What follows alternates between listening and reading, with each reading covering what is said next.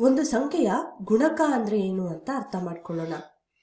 ಈ ಕೆಳಗಿನ ಯಾವ ಸಂಖ್ಯೆಯು 9ರ ಗುಣಕವಾಗಿದೆ ಅಂತ ನಾವಿಲ್ಲಿ ಆಯ್ಕೆ ಮಾಡಬೇಕಾಗಿದೆ. ಅಂದ್ರೆ 9ನ್ನ ಯಾವುದಾದ್ರೂ ಒಂದು ಪೂರ್ಣ ಸಂಖ್ಯೆಯ ಜೊತೆ ಗುಣಿಸಿದಾಗ ಸಿಗೋ ಗುಣಲಬ್ಧ ಬಂದು ಅದರ ಗುಣಕ ಅಂತ ಕರೆಯಲಾಗುತ್ತೆ. 9ರ ಗುಣಕಗಳನ್ನ ನಾವು ಪಟ್ಟಿ ಮಾಡ್ಕೊಳ್ಳೋಣ. ಪಟ್ಟಿ ಮಾಡ್ಕೊಳ್ಳಿಕ್ಕೆ ನಾವು ಜಿಗಿತ ಎಣಿಕೆ ಅನ್ನುವ ಪ್ರಕ್ರಿಯೆಯನ್ನ ಬಳಸ್ಕೊಳ್ಳೋಣ. ಅದರ ಪ್ರಕಾರ ನಾವು ಕ್ರಮವಾಗಿ 1, 2, 3, 4 ಈ ರೀತಿ ಲೆಕ್ಕ ಮಾಡೋ ಬದಲು ನಿಯಮಿತ ಅಂತರದಲ್ಲಿ ನಾವು ಸಂಖ್ಯೆಗಳ ಮೇಲೆ ಜಿಗಿದು ಎಣಿಸ್ತೇವೆ. ಅಂದ್ರೆ 9ರಿಂದ ಶುರು ಮಾಡೋಣ. ತದನಂತರ 9 ಸ್ಥಾನಗಳನ್ನ ಬಿಟ್ಟು ಅಥವಾ 9 ಸಂಖ್ಯೆಗಳನ್ನ ಬಿಟ್ಟು ಇರುವ ಸಂಖ್ಯೆಯ ಮೇಲೆ ಜಿಗಿತೇವೆ. ಅಂದ್ರೆ 18ರ ಮೇಲೆ ಜಿಗಿತೇವೆ. ಅದೇ ರೀತಿ ಮತ್ತೆ 9 ಸಂಖ್ಯೆಗಳ ನಂತರ ಕಂಡುಬರುವ 27ರ ಮೇಲೆ ಜಿಗಿತೇವೆ. ಇದೇ ರೀತಿ ಈ ಅಂತರವನ್ನ ಕಾಯ್ದಿರಿಸಿಕೊಂಡು ನಾವು +9 ಮಾಡಿದ್ರೂ ಕೂಡ ನಮಗೆ 9ರ ಗುಣಾಕಾರಗಳು ಸಿಕ್ಕತ್ತೆ. 45, 54, 63, 72, 81. ಈ ರೀತಿ ಜಿಗಿತ ಎಣಿಕೆಯನ್ನ ಸ್ಕಿಪ್ ಕೌಂಟ್ ಅನ್ನ ನಾವು ಗುಣಾಕಾರವನ್ನ ಕಲ್ತ್ಕೊಳ್ಳಿಕ್ಕೆ ಬಳಸ್ಕೊಳ್ಬಹುದು. ಈಗ 9ರ ಗುಣಾಕಾರಗಳ ಪಟ್ಟಿ ನಮ್ಮ ಬಳಿ ಇದೆ. ಈ ಪಟ್ಟಿಯಲ್ಲಿ ಇರುವ ಸಂಖ್ಯೆ ಈ ಆಪ್ಷನ್ಗಳಲ್ಲಿ ಕಂಡು ಬಂದ್ರೆ ಅದು ಸರಿಯಾದ ಉತ್ತರ ಆಗಿರುತ್ತೆ ಅಂತ ನಾವು ನೇರವಾಗಿ ಹೇಳ್ಬೋದು. ಅಥವಾ ಆಪ್ಷನ್ ಬೈ ಆಪ್ಷನ್ ನಾವು ಹೋಗ್ತೇವೆ ಅಂದ್ರೆ ಆಪ್ಷನ್ ಎ ನಲ್ಲಿ ಕಂಡು ಬರ್ತಿರುವ ಸಂಖ್ಯೆ 46. ಈ 46 ಬಂದು 45 ಮತ್ತು 54ರ ನಡುವೆ ಕಂಡು ಬರುತ್ತೆ. ಹಾಗಾಗಿ ಇದು ಈ ಪಟ್ಟಿಯಲ್ಲಿ ಇಲ್ಲದೆ ಇರೋ ಕಾರಣ 46 9ರ ಗುಣಕ ಅಲ್ಲ ಅಂತ ನಾವು ಹೇಳ್ಬೋದು. ಇದನ್ನ ಮತ್ತೊಂದು ವಿಧಾನದಲ್ಲಿ ಅರ್ಥ ಮಾಡ್ಕೊಳ್ಳೋದಾದ್ರೆ 46ನ್ನ 9ರಿಂದ ಭಾಗಿಸಿದಾಗ ನಮಗೆ ಶೇಷ 0 ಸಿಗೋಲ್ಲ, 1 ಅಂತ ಸಿಕ್ಕತ್ತೆ. ಅದೇ ನೀವು ಇಲ್ಲಿರುವ ಸಂಖ್ಯೆಗಳಾದ 9, 18, 27 ಇವುಗಳನ್ನ 9ರಿಂದ ಭಾಗಿಸಿ ನೋಡಿ, ಶೇಷ 0 ಆಗುತ್ತೆ. ಅಂದ್ರೆ ಕೊಟ್ಟಿರುವ ಸಂಖ್ಯೆ 9ರಿಂದ ಭಾಗಿಸಿದಾಗ ಶೇಷ 0 ಸಿಕ್ಕಿದ್ರೆ ಅದು 9ರ ಗುಣಕ ಆಗಿರುತ್ತೆ ಅಂತ ನಾವು ಹೇಳ್ಬೋದು.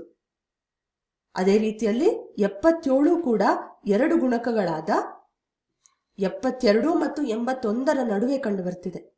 ಹಾಗಾಗಿ 77 ಕೂಡ ಸರಿಯಾದ ಉತ್ತರ ಅಲ್ಲ. 39 ಕೂಡ ಶೇಷ 0ಯನ್ನ ಕೊಡೋಲ್ಲ ಮತ್ತು 2 ಗುಣಕಗಳ ಮಧ್ಯ ಕಂಡು ಬರ್ತಾ ಇದೆ. ಆದ್ರಿಂದ 39 ಕೂಡ 9ರ ಗುಣಕ ಅಲ್ಲ ಅಂತ ಹೇಳ್ಬೋದು. ಇನ್ನು ಉಳಿದಿರೋದು ಬಂದು 18. ಈ 18 ಪಟ್ಟಿಯಲ್ಲಿ ಕಂಡು ಬರ್ತಾ ಇದೆ. ಅಷ್ಟೇ ಅಲ್ಲ, 18ನ್ನ 9ರಿಂದ ಭಾಗಿಸಿದಾಗ ಶೇಷ 0 ಸಿಕ್ಕತ್ತೆ. ಆದ್ರಿಂದ ನಾವು 18 ಸರಿಯಾದ ಉತ್ತರ ಅಂತ ಹೇಳ್ಬೋದು.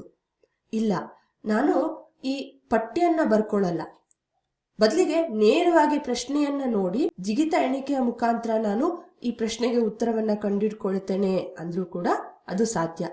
9, 9ರ ನಂತರ 18 ಈ ಪಟ್ಟಿಯಲ್ಲಿದೆ. ಹಾಗಾಗಿ ನೀವು ಮನಸ್ಸಿನಲ್ಲೇ ಯೋಚನೆ ಮಾಡಿಕೊಂಡು ಜಿಗಿತ ಎಣಿಕೆಯ ಮುಖಾಂತರ ನೀವು ಉತ್ತರವನ್ನ ಕಂಡುಕೊಳ್ಬಹುದು. ಈಗ ಮತ್ತೊಂದು ಪ್ರಶ್ನೆಯನ್ನ ಅಭ್ಯಾಸ ಮಾಡೋಣ. ಈ ಕೆಳಗಿನವುಗಳಲ್ಲಿ ಯಾವುದು 8ರ ಗುಣಾಕಾರಗಳನ್ನ ಮಾತ್ರ ತೋರಿಸುತ್ತದೆ ಅಂತ ನಾವು ಆಯ್ಕೆ ಮಾಡಬೇಕಾಗಿದೆ.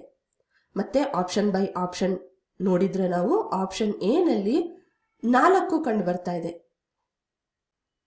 ಅಂದ್ರೆ ಯಾವ ಪೂರ್ಣ ಸಂಖ್ಯೆಯ ಜೊತೆ ನಾವು 8ನ್ನ ಗುಣಿಸಿದ್ರೆ 4 ಉತ್ತರವಾಗಿ ಸಿಕ್ಕತ್ತೆ ಅಂತ ನೀವು ಒಮ್ಮೆ ಯೋಚಿಸಿ. ಯಾವ ಪೂರ್ಣ ಸಂಖ್ಯೆಯನ್ನ ಗುಣಿಸಿದ್ರೂ ಕೂಡ 8ರ ಜೊತೆ ನಮಗೆ 4 ಉತ್ತರವಾಗಿ ಖಂಡಿತವಾಗ್ಲೂ ಸಿಗಲ್ಲ. ಹಾಗಾಗಿ ಇದು ಸರಿಯಾದ ಉತ್ತರ ಆಗಿರೋದಿಲ್ಲ.